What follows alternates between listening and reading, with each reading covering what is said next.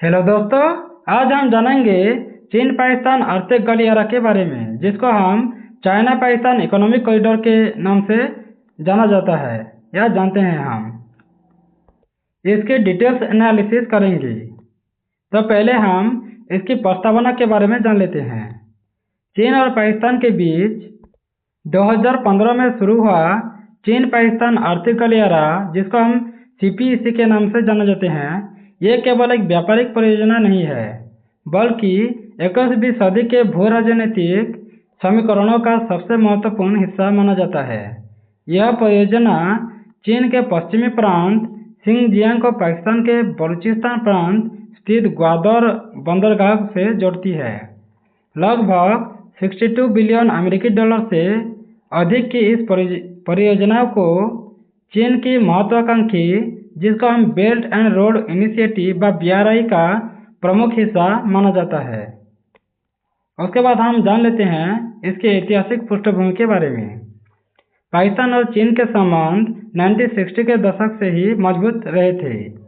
भारत चीन युद्ध जब 1962 में हुआ था और भारत पाक युद्ध के बाद पाकिस्तान ने चीन से नजदीक बढ़ाई थी। उसके बाद 1970 के दशक में काराकोरम हाईवे के निर्माण से दोनों देशों के बीच सड़क संपर्क की नींव रखी गई थी। उसके बाद 2000 के दशक के बाद चीन ने ऊर्जा सुरक्षा और पश्चिम एशिया से जुड़ाव के लिए पाकिस्तान के ग्वादर बंदरगाह पर ध्यान केंद्रित किया था। उसके बाद 2015 में राष्ट्रपति शी जिनपिंग की पाकिस्तान यात्रा के दौरान औपचारिक रूप से CPEC की शुरुआत हुई थी। उसके बाद हम CPEC की संरचना के बारे में जान लेते हैं। CPEC एक मल्टी डायमेंशनल परियोजना है, जिसमें कई क्षेत्रों को शामिल किया गया है, जैसे परिवहन और अवसंरचना के बारे में, जैसे काराकोरम हाईवे का विस्तार करेंगे और नई एक्सप्रेसवे और रेलवे नेटवर्क भी वृद्धि पाएगी, और ग्वादर पोर्ट से कासगढ़ तक सड़कों का निर्माण होगा। उसके बाद ऊर्जा परियोजनाएं भी होगी, जैसे कोयला आधारित पावर प्लांट चलेगा और हाइड्रो प्रोजेक्ट व हाइड्रो पावर प्रोजेक्ट भी तैयार करेंगे। उसके बाद सौर और पवन ऊर्जा संयंत्र भी लगवाएंगे। उसके बाद ग्वादर पोर्ट का भी विकास करेंगे, जैसे गहरे पानी का बंदरगाह करेंगे और फ्री ट्रेड जोन भी इसमें शामिल होगा, और अंतर्राष्ट्रीय एयरपोर्ट भी इसमें बनेगा। उसके बाद औद्योगिक सहयोग भी होगा, जैसे स्पेशल इकोनॉमिक जोन बनाए जाएंगे और विनिर्माण और लॉजिस्टिक केंद्र भी बनाया जाएगा। उसके बाद सूचना व डिजिटल कनेक्टिविटी भी किया जाएगा CPEC में, जैसे फाइबर ऑप्टिकल केबल्स भी इसमें शामिल किया जाएगा। ई-कॉमर्स और संचार की ढांचा भी बहुत बल देगी और ज़्यादा से ज़्यादा विस्तार होगा। उसके बाद चीन के लिए क्या क्या महत्व है CPEC के बारे में जान लेते हैं। पहले ऊर्जा की सुरक्षा होगी, जैसे चीन की तेल और गैस आपूर्ति का 80% हिस्सा मलक्का जल डमरूद मध्य से होकर गुजरता है, जिसे हम मलक्का डायलेमा कहा जाता है। ग्वादर पोर्ट इस निर्भरता को कम कर सकता है चीन। उसके बाद पश्चिमी चीन का विकास हो सकता है, जैसे सिंगजियांग जैसे पिछड़े इलाकों को व्यापारिक गलियारों से विकास मिलेगा।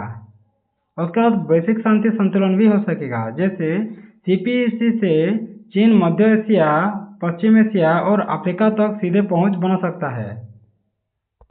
उसके बाद बेल्ट एंड रोड पहल की सफलता भी होगी चीन की, जैसे CPEC को BRI का फ्लैगशिप प्रोजेक्ट माना जाता है।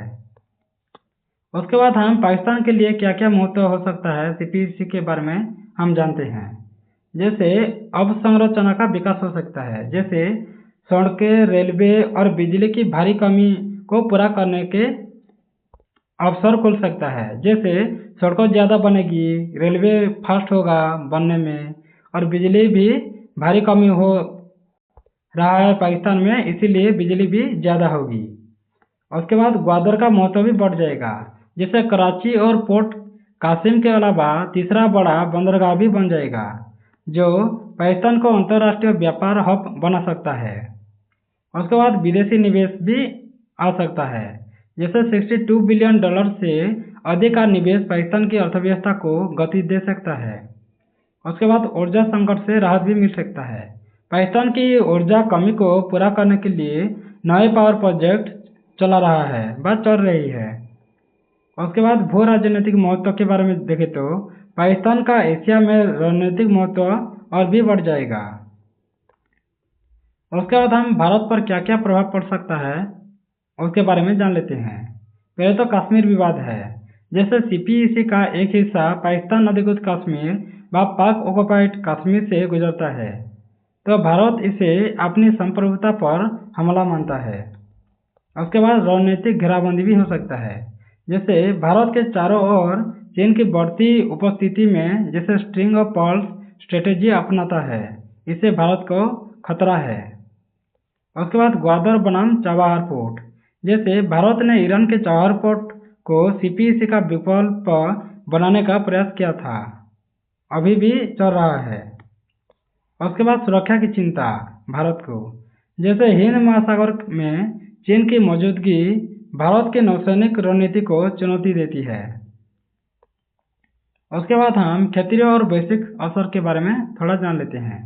जैसे मध्य एशिया की बात करें तो इसमें ऊर्जा संपन्न देशों को अरब सागर से जोड़ने का अवसर मिल सकता है, और अफगानिस्तान के लिए सीपीईसी से स्थिरता और निवेश का अवसर मिल सकता है, लेकिन अस्थिरता जोखिम भी हो सकता है।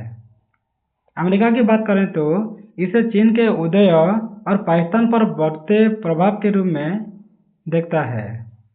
रूस की बात करें तो बीआरआई के साथ जुड़ाव हो सकता है और एशिया में शक्ति संतुलन के लिए ठीक है, ये चाहता है रूस। उसके बाद कुछ चुनौतियां भी हम जान लेते हैं। जैसे सुरक्षा समस्याएं बहुत है। जैसे बलूचिस्तान में अलकाबादी आंदोलन चल रहा है, आतंकवाद और उग्रवाद भी बढ़ रहा है, और ग्वादर पोर्ट पर हमला भी तेजी से हो रहा है। उसके बाद आर्थिक चुनौतियां भी है। जैसे पाकिस्तान का बढ़ता विदेशी कर्ज बढ़ता जा रहा है, और चीन पर अत्यधिक निर्भरता भी ये अच्छा नहीं है चीन के लिए। परियोजनाओं की धीमी गति हो रहा है क्योंकि बहुत आंदोलन हो रहे हैं और आतंकवाद हमला हो रहा है, इसीलिए। उसके बाद राजनीतिक चुनौतियां भी है। जैसे पाकिस्तान के भीतर राजनीतिक अस्थिरता भी है और प्रांतीय असंतुलन, जैसे पंजाब बनाम बलूचिस्तान और सिंध हो गया है। पंजाब और बलूचिस्तान लड़ रहे हैं और सिंध भी। उसके बाद अंतर्राष्ट्रीय विरोध भी हो रहा है। जैसे भारत का कड़ा विरोध हो रहा है और अमेरिका और पश्चिमी देशों की शंकाएं बढ़ गया है। उसके बाद कुछ आलोचना के बारे में जान लेते हैं, क्यों नहीं हो सकता। चीन के लिए तो लाभ ज़्यादा होगा, लेकिन पाकिस्तान के लिए कर्ज का बोझ बढ़ जाएगा।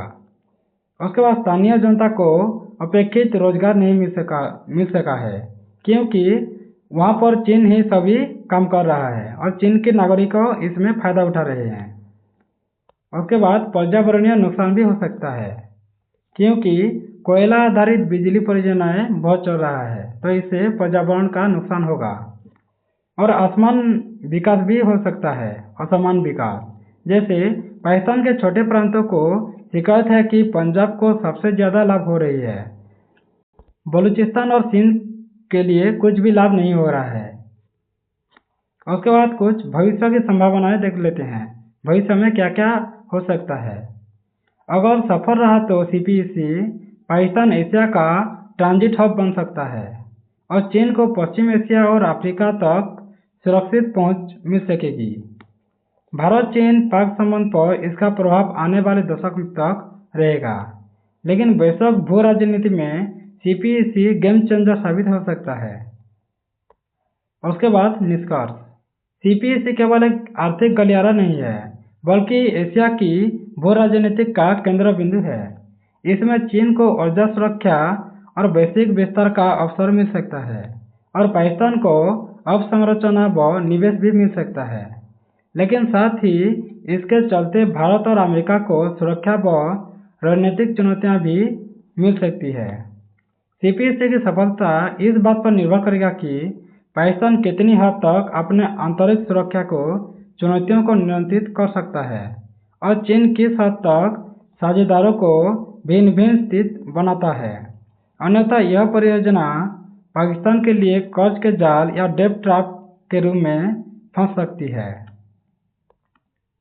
Thanks for watching. अगर ऐसे वीडियो आपको अच्छा लगता है तो सब्सक्राइब कर दें, बेल आइकन दबा दें, लाइक करें, शेयर करें और कमेंट करना ना भूलें।